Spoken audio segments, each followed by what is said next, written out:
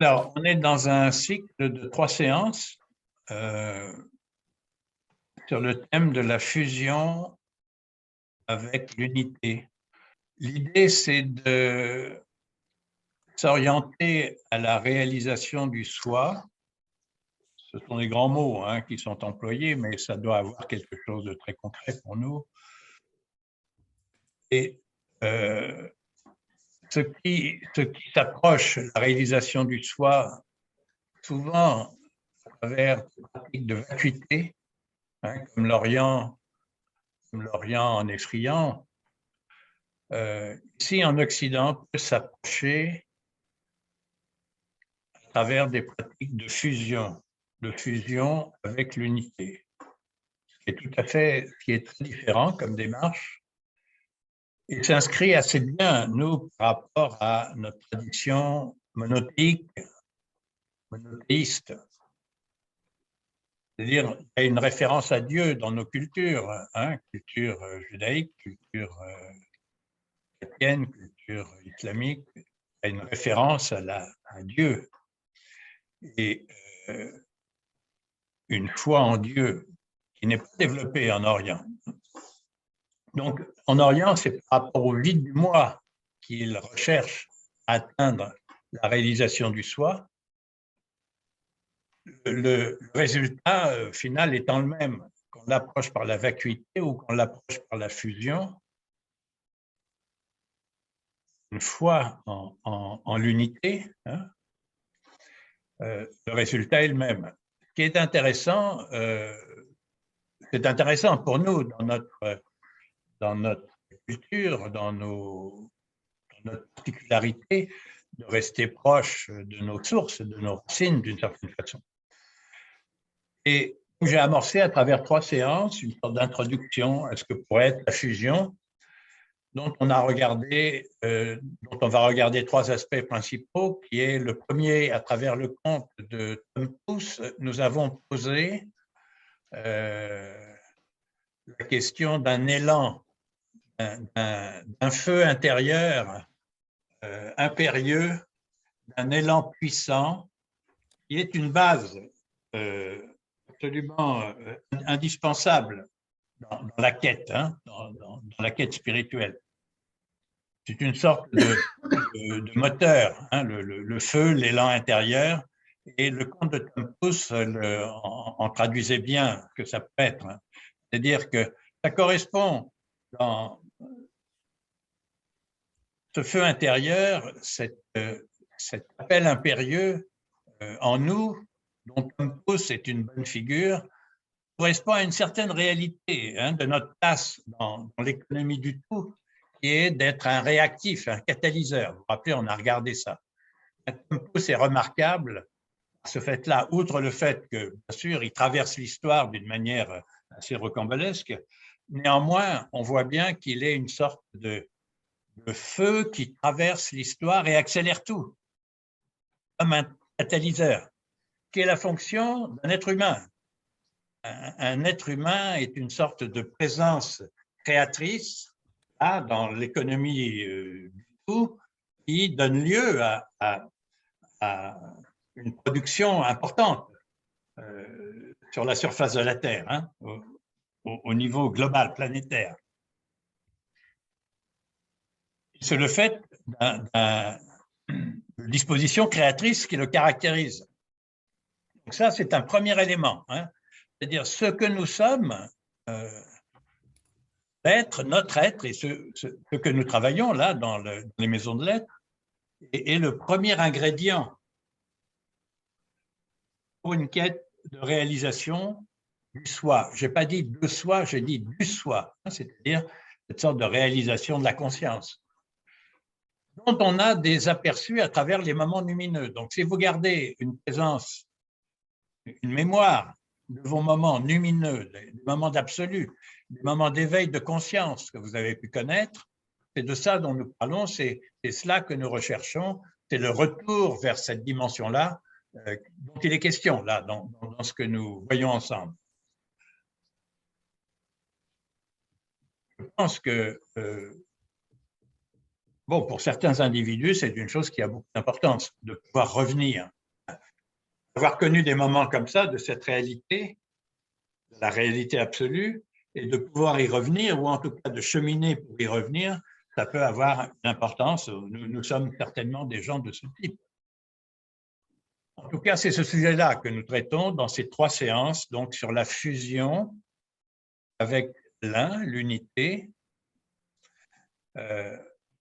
Nous différencions avec les démarches de vacuité, mais pour le même résultat, c'est-à-dire une réalisation du soi. Est-ce que c'est ce que je raconte? Vous me suivez?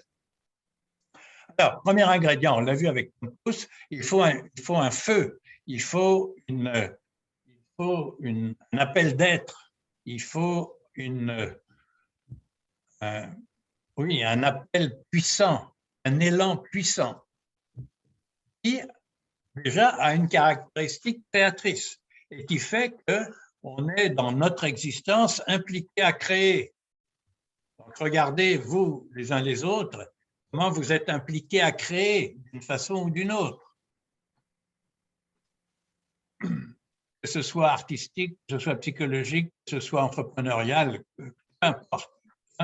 On sent bien qu'on a des dispositions particulières et ces dispositions nous poussent à créer. Peut-être qu'on n'emploie pas ce mot-là qui peut avoir quelque chose d'un peu grandiloquent. On a tendance à laisser la création à des individus hors normes, dont c'est la principale, la création. En réalité, nous avons tous un pouvoir créateur par le fait même des qualités qui nous caractérisent. Alors, on porte le pouvoir créateur à plus ou moins loin. C'est lui qui est le moteur. C'est lui qui fait de nous un réactif, hein, encore une fois, dans le champ de la réalité, et qui fait qu'on pousse les choses ou pas. On peut ne pas investir ce pouvoir créateur. Bon, nous sommes des gens qui s'intéressent à cela, qui s'intéressons à cela, et c'est intéressant d'en prendre conscience. Donc, on a travaillé dans la première séance, dans le miroir du conte de Tim Pouce, on a travaillé sur l'appel à être en nous, dans notre vie, sur lequel on pourrait prendre appui pour traverser notre existence. C'est intéressant de se poser ça, de se poser cette question. Par quoi je traverse l'existence? Par quoi d'effectif ou de souhaitable j'ai goût à traverser mon existence? Ou j'aurais goût à traverser mon existence? Peu importe à quel endroit on se trouve de ce questionnement, c'est une question forte. C'est la question que les musulmans appellent ça le proprium, hein, ou l'âme, si vous voulez, on peut appeler l'âme. Chez Ibn Arabi, il y a cette idée que l'homme qui connaît son proprium, qui connaît son âme, connaît son Seigneur. Il sait la place qui est sienne dans l'ordre des choses. C'est le premier élément. Alors, dans la deuxième séance, avec le conte de Mushkil Gusha, nous avons ouvert une réflexion sur nos éveils, sur les moments forts de notre vie. Nous nous sommes questionnés, dans le miroir de ce conte de Mushkil Gusha, sur la nature des éveils que nous avions pu avoir, des grands moments d'ouverture, hein, et nous nous sommes interrogés si ces éveils-là, comme le conte nous invite à le faire, n'étaient pas des manifestations divines. Intéressant de se questionner sur la réalité même, de poser un paradigme différent. Généralement, l'éveil, on se l'attribue à soi-même. On s'est éveillé, on a ouvert sa conscience, une inspiration puissante nous a traversé, c'est à nous que c'est arrivé. Et on a tendance à refermer ça sur nous-mêmes. Selon un paradigme implicite du moi personnel, en fait, qui est un moi limité. On ne se rend pas compte qu'à identifier nos éveils du point de vue du moi personnel, en réalité, on les diminue, on les affaiblit, on les limite. Alors que poser le paradigme d'une éventuelle présence transcendante qui s'exprimerait à travers nous dans ces moments-là, rouvre complètement le champ de ces moments. À ce moment-là, on se retrouve avec une sorte de manifestation de l'absolu qui est venue dans notre vie et ne se limite pas à ce que nous sommes. Le comte de Mushkil-Gusha, vous vous rappelez, il nous disait bien ça. La personne qui avait eu cet éveil de monter, enfin voilà, de l'autre côté du monde et de se retrouver dans cette dimension où elle ramassait des cailloux, des pierres précieuses, elle rapportait chez elle, et allait ensuite changer sa vie. Cette personne était avertie au retour que c'est Mushkil-Gusha qui l'avait sauvée. Il ne tenait pas ça seulement d'un phénomène, d'un état particulier de sa conscience qui aurait tout dans le rêve percé vers un autre espace et on aurait rapporté des informations. Certes, il s'était passé cela, mais cela était le fait d'une présence, en plus qui avait un nom, Mushkil-Gusha, et qui lui demandait en échange quelque chose, qui avait une intention. C'est vraiment intéressant de commencer à regarder les éveils de notre vie, de les regarder comme pouvant avoir une origine transcendantale, une origine divine. On ne pose pas cette hypothèse comme une chose à croire, comme une chose à laquelle nous devons nous référer, on la pose comme une option. C'est une hypothèse. Qu'est-ce que ça donnerait de penser nos éveils comme des manifestations divines? Voilà. Et on voit que ça a un fruit particulier. Ça a au moins le fruit de nous dégager de la référence implicite du moi personnel. On ne se rend pas compte à quel point la référence implicite du moi personnel limite nos expériences. À partir du moment où on ouvre cet autre paradigme, on se libère d'une certaine manière de cette référence au moi personnel. Ça ne veut pas dire qu'il n'est plus là, il est toujours là, mais on ouvre le champ d'investigation. Ce que nous avons fait, et nous nous sommes préoccupés, c'est une chose qu'il faut développer. J'espère que vous avez continué d'y réfléchir depuis la séance. Il est vraiment intéressant de se questionner donc, sur la possibilité que nos éveils soient une manifestation divine et que ces manifestations divines aient un nom, et une qualité créatrice, puisse être identifiée. Si c'est le cas, on pourra à ce moment-là amorcer une relation avec cette présence qualifiée.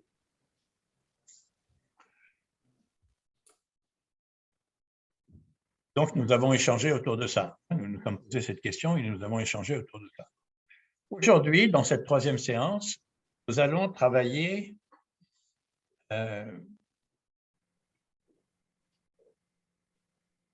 cette relation possible avec cette hypothétique présence transcendante qui serait la source de nos éveils. Quelle relation on peut développer avec elle? Le conte de l'homme de fer va le montrer très bien. Et si on prend le temps de bien faire résonner cette histoire, elle nous propose un modèle qu'on pourrait très bien intégrer soi-même et qui soit fécond ensuite dans la perception de soi-même, dans le rapport qu'on a à ses propres éveils, etc. Donc c'est là que j'aimerais aller avec vous. Et c'est la troisième séance donc de ce que pourrait être vous voyez, une fusion, une démarche de fusion avec une présence transcendante à la racine de nos éveils, à la source de nos éveils. vous remarquerez, et il faut garder à l'esprit que lorsqu'on a un éveil, on vit une fusion. Il y a un moment où il n'y a que l'un. Je ne dirais pas, il n'y a plus de moi personnel, je dirais, il n'y a que l'un. C'est comme si une lumière entrait dans une pièce obscure et bien sûr, il n'y a plus que la lumière dans cette pièce obscure. L'obscurité est absorbée par la lumière. Ce qui nous intéresse, or ça on l'a connu, on connaît la fusion.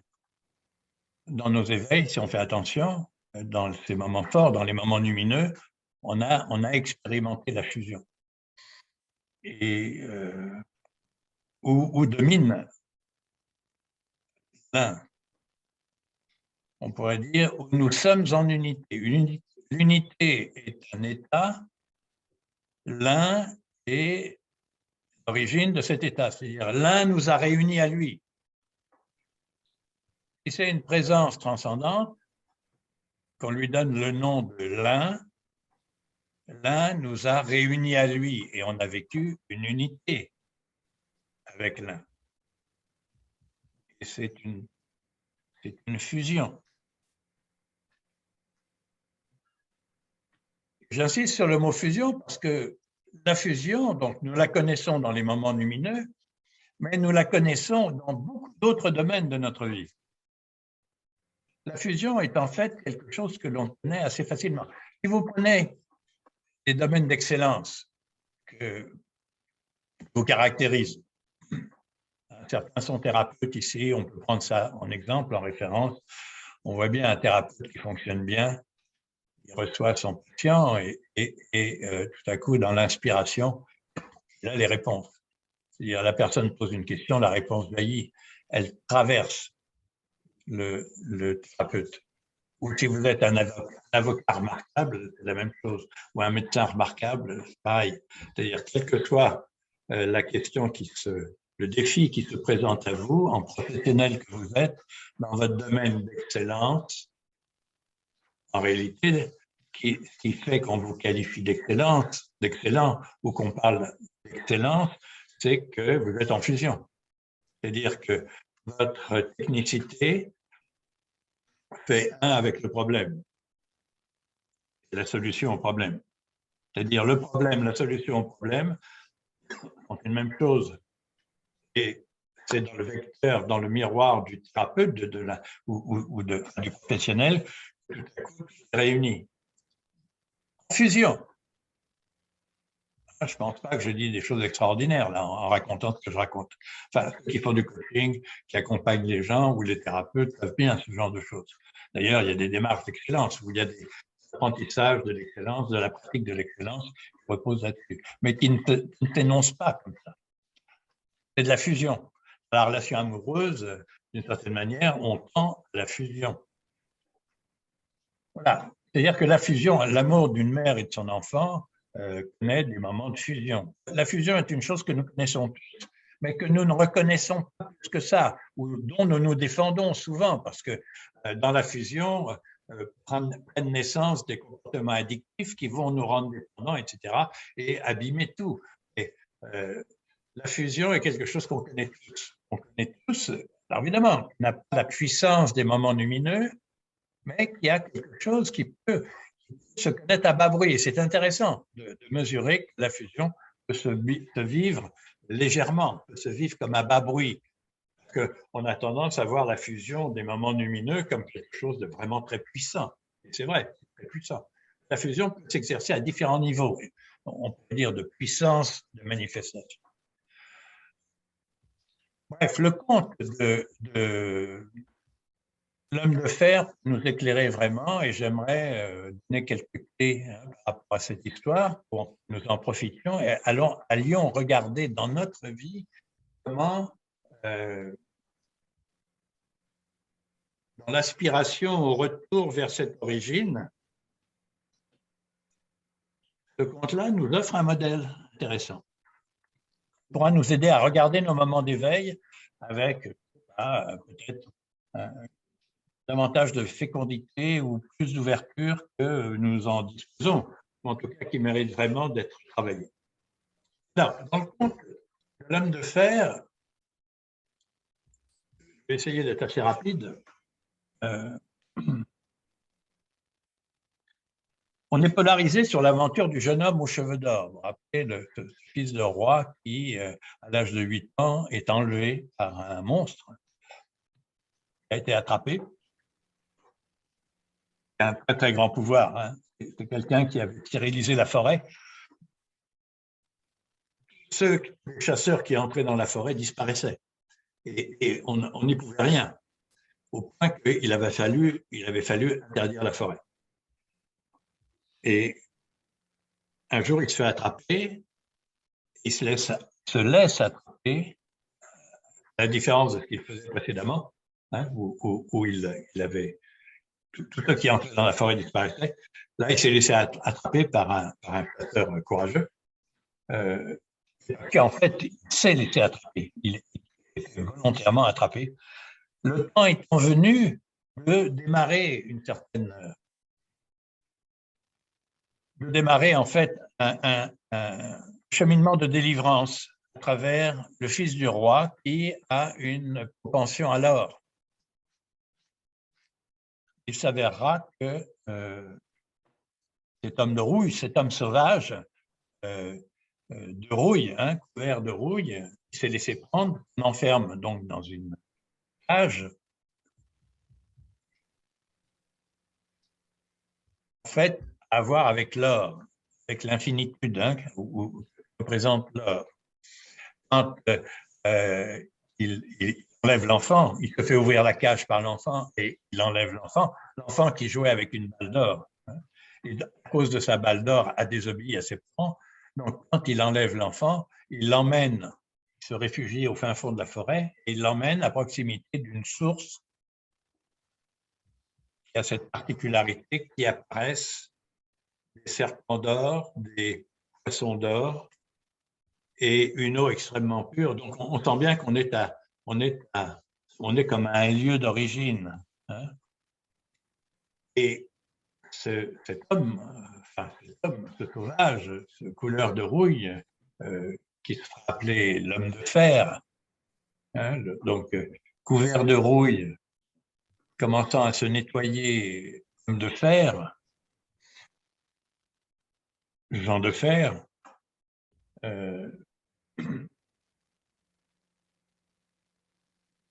il a à voir avec l'or, il a à voir avec l'origine. Et l'enfant d'être affecté, d'être initié et affecté à la garde de la source d'or, il faut prévenir de toute souillure, c'est une chose impossible. Mais c'est une initiation en réalité. Il va tourner court, c'est délibéré, de sorte que l'enfant va rester marqué sur sa chevelure du contact qu'il a eu avec cette eau qui transforme en or tout ce qu'il touche. Là, vous voyez comment on a là comme une figure de la source originelle, hein, de la conscience originelle, hein, éternelle, absolue, dont on a connu quelque chose dans une expérience similaire. À nous aussi, dans un moment lumineux de notre vie, il nous a été donné de faire l'expérience de la source originelle et de garder une marque en nous qui va être déterminante, qui fait qu'on est à donner une telle importance à l'or dans notre existence, à l'absolu, à la conscience, qui fait qu'on se réunit là comme nous faisons. On réfléchit à nos moments d'éveil, à nos moments de lumineux, pour les retrouver, pour retourner à cette source. Exilé dans le monde, donc n'ayant pas pu rester auprès de cette source dont il ne peut pas assurer la garde. Il est toujours dépassé par quelque chose. Hein. Une première fois, il y a un cheveu qui est tombé dans l'eau. Une deuxième fois, il a mis son doigt. Non, une première fois, il a mis son doigt. Une deuxième fois, il y a un cheveu qui est tombé dans l'eau. Une troisième fois, sa chevelure balayait l'eau et est devenue complètement dorée. Donc, l'homme de fer lui dit, je ne peux pas te garder, tu n'as pas réussi l'épreuve, tu dois retourner dans le monde et tu connaîtras la pauvreté. Parce que bien sûr, il ne va pas retourner chez ses parents. Sa vie maintenant, c'est la pleine aventure. Il ne peut pas retourner avec une chevelure comme ça. Il est marqué définitivement par l'or. Et maintenant, il faut qu'il arrive à vivre dans le monde l'or. C'est très difficile. D'ailleurs, il va devoir cacher sa chevelure sous un bonnet, sous un mouchoir, qui fait qu'il il va devoir se cacher et vivre dans des conditions très précaires et toujours menacé d'être découvert, que cet or soit découvert et toujours à protéger cet or. Et il va devoir protéger cet or du roi, d'une part, qui aura pour conséquence de le chasser plus bas encore. Il était dans les cuisines un peu à l'abri, il va devoir travailler au grand air, dans les champs, etc., exposé aux intempéries. Hein. Donc, et ça, c'est à cause de son adhésion à l'or. Et quand il rencontrera la fille du roi, et elle sera tout à coup en quête de découvrir son secret, parce qu'elle aura vu l'éclat de sa chevelure, se réfléchir sur un de ses murs de sa chambre.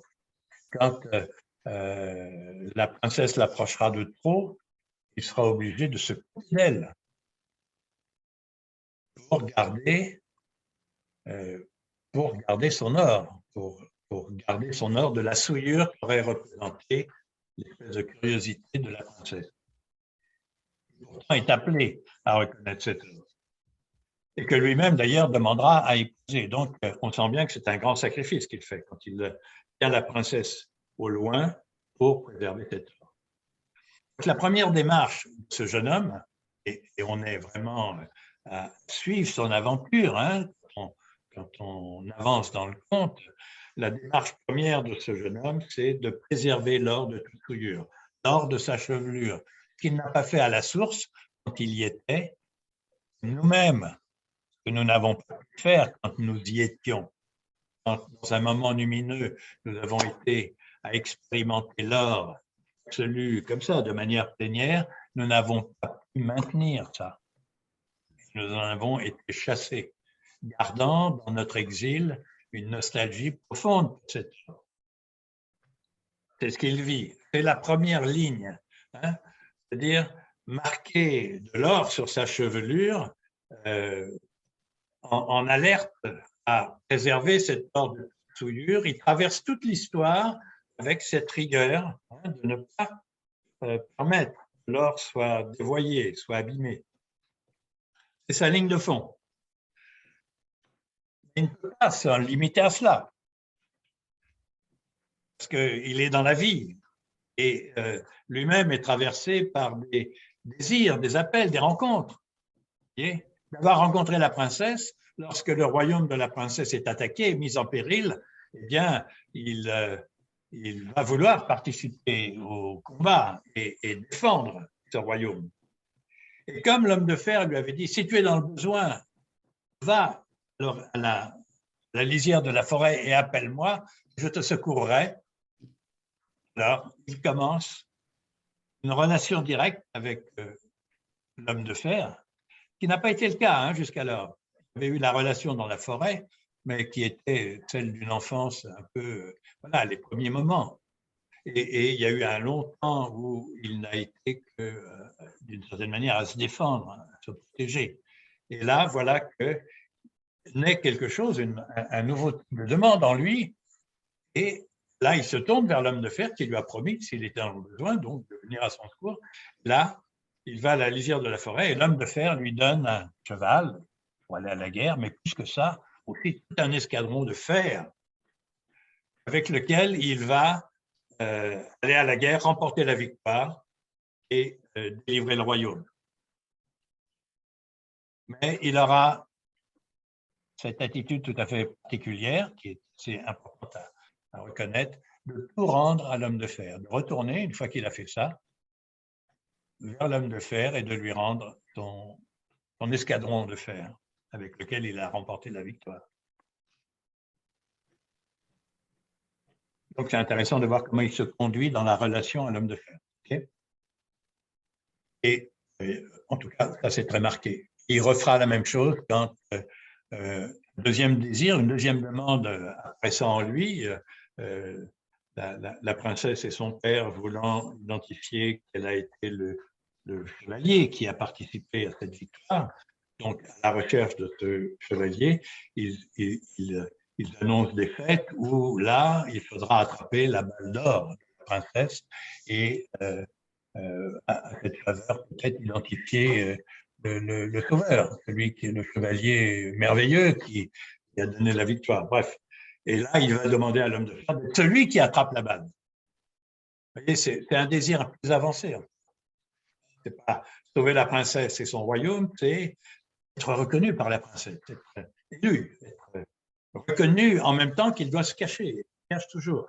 Il est toujours à préserver cet corps de toute souillure. Il va être celui qui, en effet, attrape la balle chaque fois. Il se sauve suffisamment vite et loin pour ne pas être attrapé et pouvoir se cacher encore. Et il se cache auprès des enfants du jardinier, vous vous rappelez ça. Donc on a la même attitude, et il fait retour à l'homme de fer, à Jean de Fer, il fait retour des chevaux, enfin de tout l'équipement avec lequel il a remporté cette victoire éclatante dans les joutes, n'est-ce pas? Il y aura une troisième épreuve pour lui lorsque il est finalement découvert, un piège lui est tendu, des hommes le blessent et finalement il est reconnu et il doit s'expliquer devant le roi. Et le roi va lui poser une question qui va compter énormément dans la succession des épreuves qu'il vient de traverser. Il lui demande qui est ton père. Et là, dans une évidence surprenante, parce qu'il ne connaît de l'homme de fer que cette présence à la lisière de la forêt qui se qualifie de Jean de Fer, n'est-ce pas, qui lui a donné toutes ses réponses, mais dont il ne connaît pas plus l'origine, sinon que lui, il le connaît comme l'homme sauvage d'autrefois. Il l'avait mis au bord de la source d'or. Il l'avait averti à garder la source d'or de toute souillure et il ne le connaît que comme ça, d'une certaine manière. Et en fait, il va le nommer dans une évidence extraordinaire, il va le qualifier, il va le reconnaître à travers un énoncé parfait qui va. Donc, il dit, mon père est un puissant monarque et j'ai de l'or à foison. Et le roi lui dit, écoute, tu ne peux pas être un simple jardinier. Et dis-moi, je te suis redevable, dis-moi ce que tu veux. Et là, il demande d'épouser la princesse. Et d'une certaine manière, l'histoire peut s'arrêter là. C'est-à-dire, on a vu, nous, toute l'aventure d'un individu exceptionnel, dont la perfection, dont le conte nous enseigne la perfection comme un modèle. Il se conduit d'une manière parfaite, ce jeune homme. Il y a eu la marque d'or, voilà, à un moment du début dans son enfance, et ensuite va assurer la garde de cette source d'or et va maintenir la garde de cette source d'or à la faveur de grands souhaits qui ont émergé par la rencontre avec le royaume dans lequel il s'est réfugié, où il a découvert la princesse, où avec la princesse a commencé quelque chose. On est dans cette aventure-là, n'est-ce pas? Et d'une certaine manière, l'histoire pourrait finir. D'ailleurs, l'histoire a comme fini. Quand le roi lui dit « je te suis redevable et dis-moi ce que tu veux », et vraiment, je ne pourrais que m'y soumettre. Il lui dit « donnez-moi votre fille ». Et elle l'embrasse, etc. Ils se marient. Et voilà le mariage. À la limite, ça aurait pu s'arrêter là, non? Et on était presque que ça s'arrête là. C'est intéressant, cette dynamique de l'histoire. Et tout à coup, tout le théâtre, tout s'arrête, se suspend, et arrive un roi puissant, la majesté, avec tous ces gens qui entrent là, qui s'avancent vers le jeune homme pour lui dire « Tu m'as délivré, je suis le roi Jean, et vraiment tout ce que je possède est à toi pour toujours. » Là, on tombe à la renverse. cette chute dans l'histoire, c'est un vrai choc. On l'avait complètement oublié, Jean de Fer ou l'homme de fer. Et on ne s'attendait pas à lui donner la préséance. Bon. C'est lui la vraie cause de l'histoire depuis le début. Et nous, on est parti s'identifier à l'histoire du jeune homme, exactement comme on s'identifie à notre propre histoire, dans notre existence, on s'identifie à notre aventure d'éveil avec toutes les expériences que nous pouvons avoir à vivre, avec toutes les émergences qui peuvent apparaître, hein, tout à coup les objectifs nouveaux, les souhaits nouveaux, les demandes nouvelles. Hein. On fait une rencontre, tout à coup il y a une princesse, on pourrait épouser cette princesse, ce serait une grande réalisation, bref. Vous voyez, on est complètement là-dedans, nous, dans nos aventures, centrés sur nous-mêmes. Comme là, l'histoire, d'une certaine manière, on l'écoute centrée sur le personnage de la chevelure d'or, qui est assez singulier. On veut bien, enfin, dans les contes merveilleux, il y a toujours beaucoup de singularités.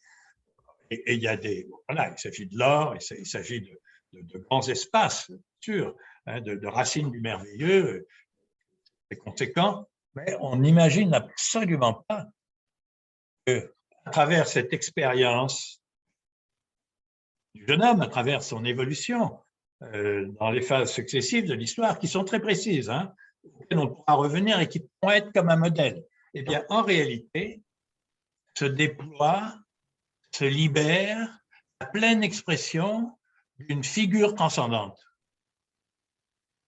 Jean de Fer, le roi Jean, est là depuis le début de l'histoire, qui traverse toute l'histoire à travers un témoin qui est ce jeune homme. Et nous, on a mis le témoin en premier. Et on s'est identifié à son aventure, comme on s'identifie à notre aventure dans notre existence, ignorant complètement la possible présence transcendante qui est en expression à travers nous. Parce que si on prend le temps de ressentir, donc maintenant qu'on a dit ça, qu'on a vu apparaître Jean de Fer à la fin de l'histoire, le roi Jean, et le roi Jean est invité à, ça nous donne le goût de reprendre toute l'histoire et de réentendre à travers les différentes phases de l'histoire, de réentendre la libération de l'expression, la libération progressive de l'expression de l'homme sauvage qui est en train de se libérer. L'homme sauvage couvert de rouille, il devient homme de fer, il devient ensuite l'homme des cours, donc l'homme de fer avec son escadron de fer qui donne la victoire, ensuite l'homme de cour qui donne les chevaux, la livrée, etc., pour remporter les fêtes, attraper qui à la fin sera reconnu comme un monarque, alors que le jeune homme n'a jamais vu Jean de Fer comme un monarque quand il allait à la lisière de la forêt lui formuler les demandes qu'il lui formulait. Et nous, si on fait attention, on voit bien que à travers les demandes du jeune homme, en réalité, l'homme de fer commence à déployer une expression. C'est-à-dire que l'homme de fer libère son expression phase après phase à travers son héros, qui peut tout à fait nous donner à ressentir que les demandes du héros font la joie de Jean de Fer. Vous voyez ? Il est intéressant de commencer à ressentir ça. Parce que là, on est dans la fusion. Comment ? À travers le témoin en expression, le jeune homme aux cheveux d'or, à travers les différentes aventures qu'il vit, en réalité, Jean de Fer est en expression. L'instant a certaines conditions que, certes, on instrumente les pouvoirs, on va dire, de Jean de Fer, mais on lui retourne aussi. C'est-à-dire, on n'en prend rien, on ne fait que les exprimer. Et dans une émergence progressive, démultipliée de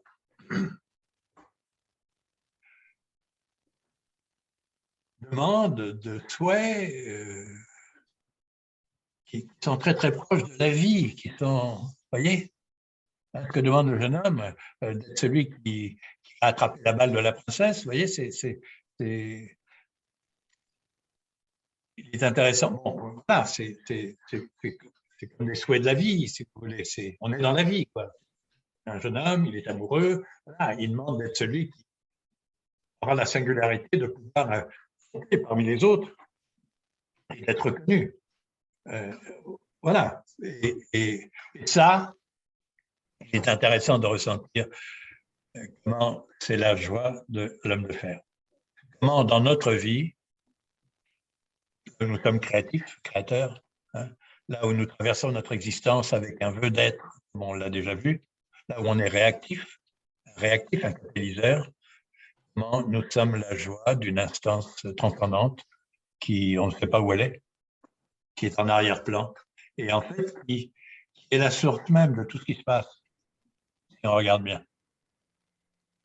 On trouve à notre expression toute la joie. Si on arrive à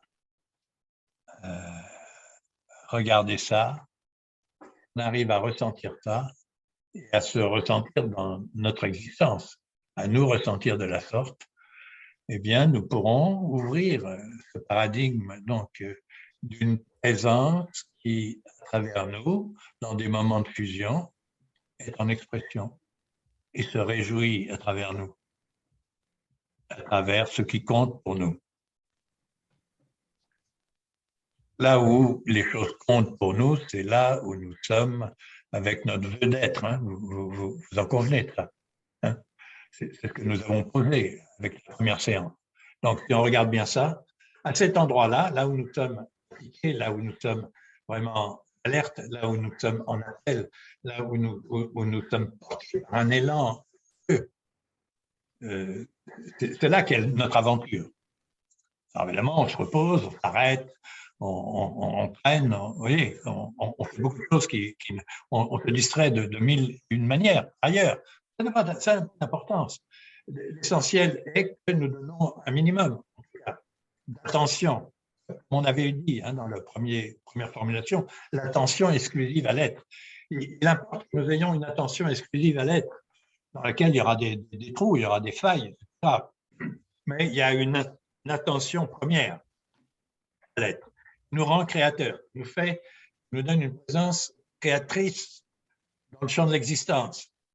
Eh bien, tout ce que nous pourrons vivre, là où nous serons impliqués par cet appel impérieux, tout ce qui émergera dans nos aventures, selon l'appel impérieux qui nous porte, fait la joie d'une présence en arrière-plan qui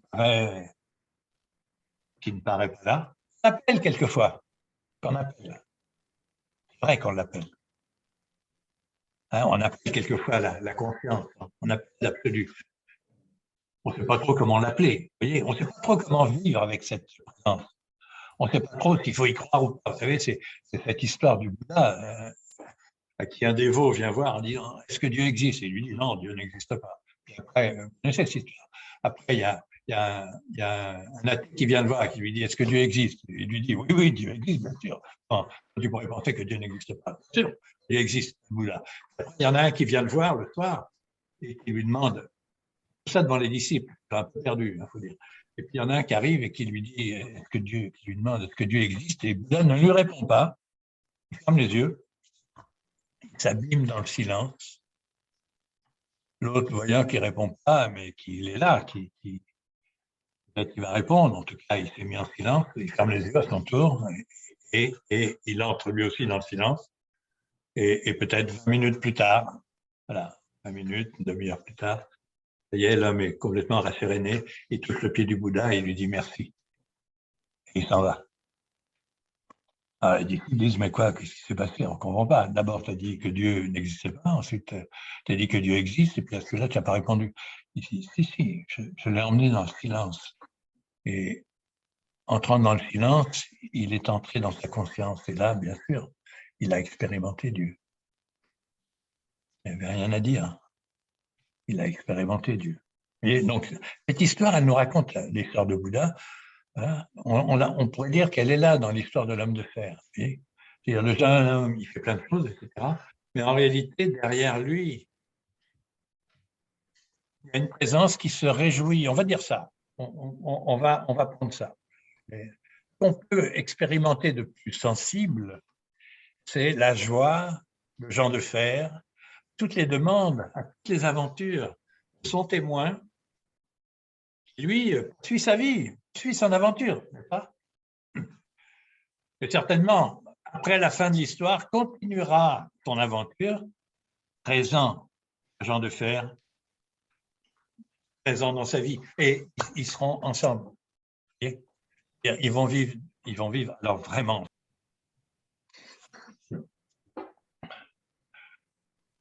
Donc voilà ce que cette histoire nous invite à ressentir, et si on prend le temps de reconnaître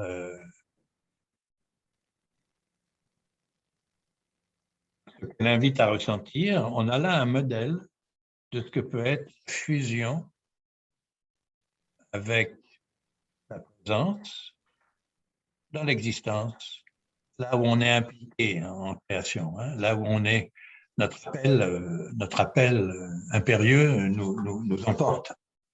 Là où on est en création, en réalité, une présence nous accompagne et est en nous, en fait. Ce vœu d'être, c'est la présence de la divinité en nous, en réalité. Et si on fait attention, on peut la voir en action, on peut la voir nous inspirer, on peut la voir faire naître des demandes. On peut la voir nous donner des réponses, bien sûr, et elle est aussi à la source de nos demandes, et à la source de tous nos éveils, et d'une certaine manière, il n'y a qu'elle. C'est-à-dire que en prenant le temps de ressentir, en se mettant dans ce modèle de concevoir sa joie à tout ce qui nous habite et nous appelle, on peut commencer à en ressentir la présence et on peut commencer à regarder le monde à partir de ses yeux. C'est comme si le jeune homme regardait le monde à partir de Jean de Fer, des yeux de Jean de Fer, où il porte son cœur vers le monde à partir du cœur de Jean de Fer, voyez. Et c'est une fusion légère, c'est une fusion, c'est une fusion qui peut être comme une brise sur l'océan, vous voyez, quelque chose de, mais c'est un vent, c'est une brise qui souffle.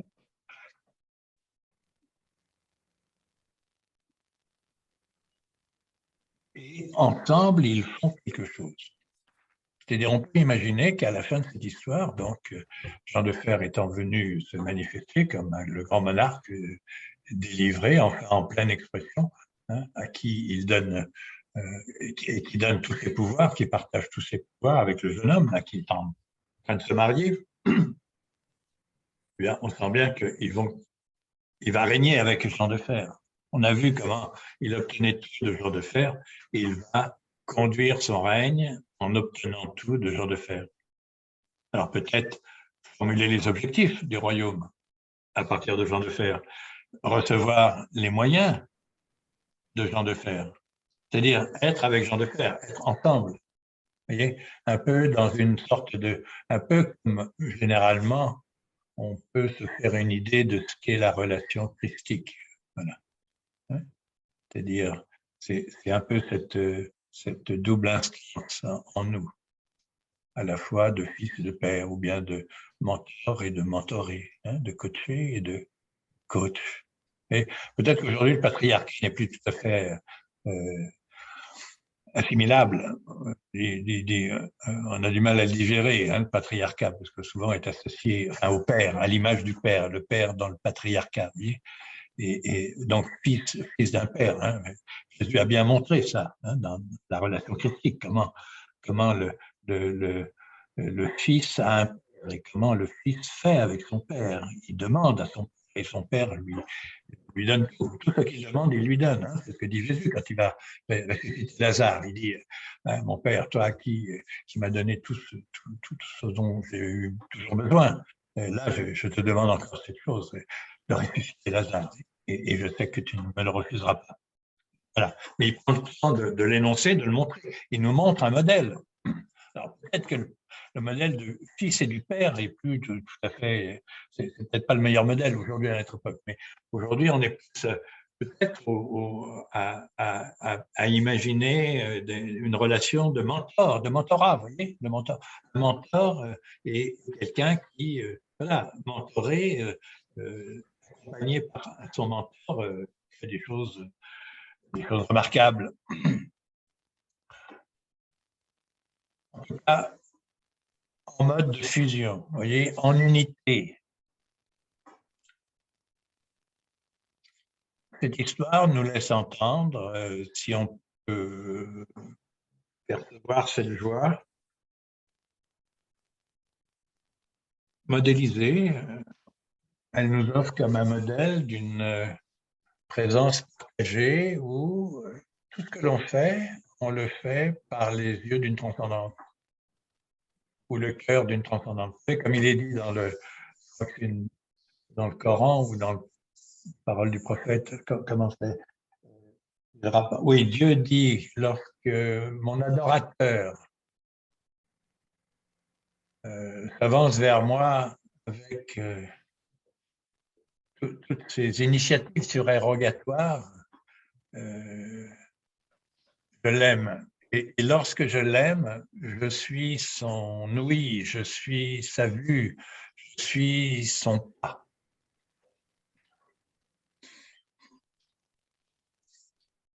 Voilà. Qu'est-ce que cela peut donner comme richesse à notre présence, hein, au monde, dans notre vie? Et nous ne sommes pas seulement, hein, si on ouvre au paradigme donc, du moi personnel qui a ses éveils, hein, qui vit cette aventure, si on ajoute le paradigme d'une présence qui se réjouit derrière et au fond, en fusion, nous attire, nous attire à elle, voyez, se réjouissant dans ce que nous faisons, nous inspirant dans ce que nous prenons comme initiative, nous répondons dans les défis que nous abordons. Est-ce que vous pouvez trouver ça dans votre vie? Est-ce que dans les moments que vous traversez, dans les moments forts, dans les inspirations qui vous arrivent, est-ce que vous pouvez arriver à distinguer que peut-être, en effet, une présence est en expression, hein, faisant avec vous et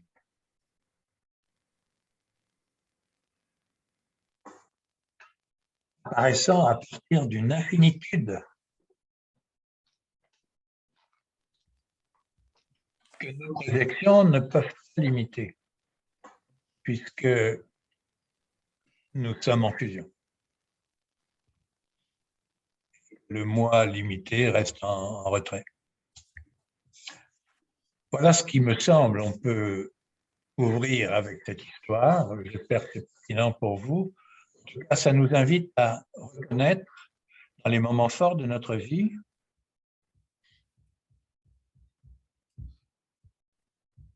comment l'un était là et comment ce qui se vivait en fusion avec cet un, donnant lieu à une expérience d'unité. Parce que ça peut être même au plus bas bruit, ça peut être léger, hein, comme dans un moment d'inspiration où là, on doit, hein, je suis avocat et tout à coup, je dois le prétoire, je dois faire retourner le prétoire pour la personne que je défends et voilà, je trouve les mots apparaissent, les mots qui tirent, hein, parce que je suis traversé dans une unité absolument saisissante, je suis traversé par une énergie créatrice qui réalise ces prouesses. de renverser le prétoire. OK? Moi, je dis ça, voilà. Je suis avocat, je suis thérapeute, je suis médecin. Bref, dans mon domaine d'excellence, on connaît tout ça, à un moment ou à un autre. Mais on ne va jamais, parce qu'on ne le conçoit pas, et ça fait pas partie, parce qu'on n'a pas la culture pour ça, d'aller concevoir que peut-être une présence soit là, qui est nommable, qu'on peut nommer, une présence, une action, qui nous a réunis à elle et est en train de faire à travers nous. Voilà le troisième point que je voulais ouvrir, que je vous soumets pour échanger des expériences qui auraient une apparence de cela. Moi, j'avoue que j'ai quelquefois cette impression que quelque chose passe à travers moi, et ce qui passe à travers moi, j'aime pouvoir le nommer, parce que le nommer permettra de l'appeler. Si j'ai pu le nommer quand il passait, ça me donne une sorte de possibilité de l'appeler ensuite et lui dire: hey, je suis là, si tu pouvais être là. Bénédiction pouvait m'accompagner là, dans telle situation.